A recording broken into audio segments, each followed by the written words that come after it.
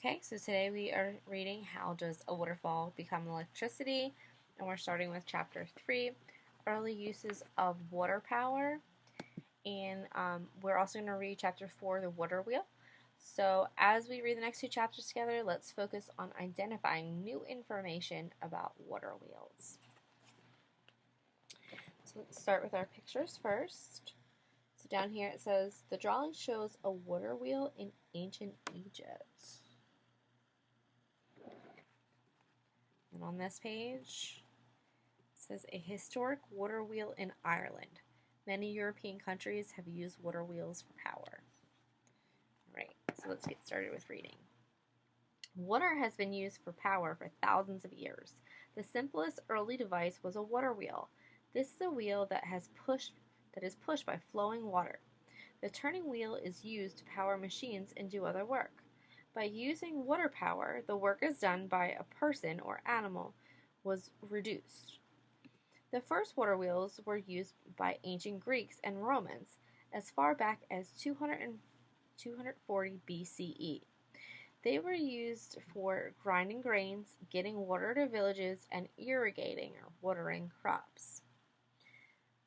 So I just want to point out here that BCE, so we have BCE or CE. So BCE is before the Common Era, and CE means Common Era.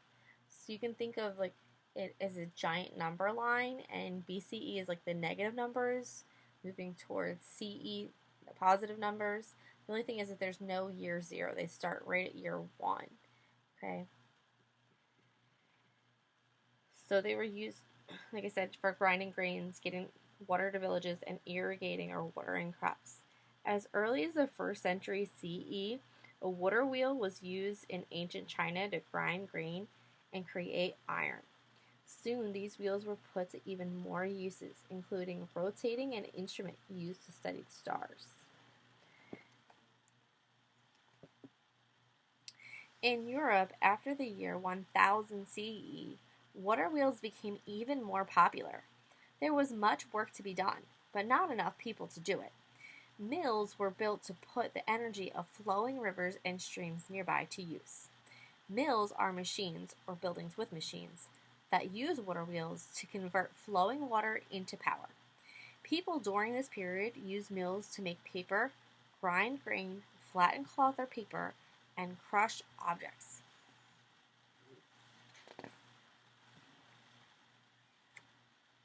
Okay, next chapter is called The Water Wheel. So again, we have this picture here. You can see the water wheel. The blades of a water wheel help the wheel to turn. And I like this diagram they have on this next page, which shows how a water wheel works. It says this diagram shows how a water wheel uses water power to grind grain. So you can see the water is pushing it here, which is going to make this spin, and then there is this is a shaft here with gears. And as that's rotating, there's this up here that's going to rotate as this is moving. And then comes up here, and you can see this millstone that's going to grind down the grain and turn it into flour. Okay, the water wheel. The water wheel developed over time, but most water wheels share the same basic features. Most are made of wood or metal. The wheels often have blades or buckets on them to catch the water that will turn the wheel. As water heads toward the wheel, it is channeled through a gate. The gate helps to keep the water flowing smoothly against the wheel. If the wheel has buckets, they fill with water on one side of the wheel. As the buckets are filled, the side with water becomes heavier. This extra weight turns the water wheel. Water wheels with paddles or blades are set up in fast-flowing water. For these water wheels, the force of the water running against the paddles turns the wheel.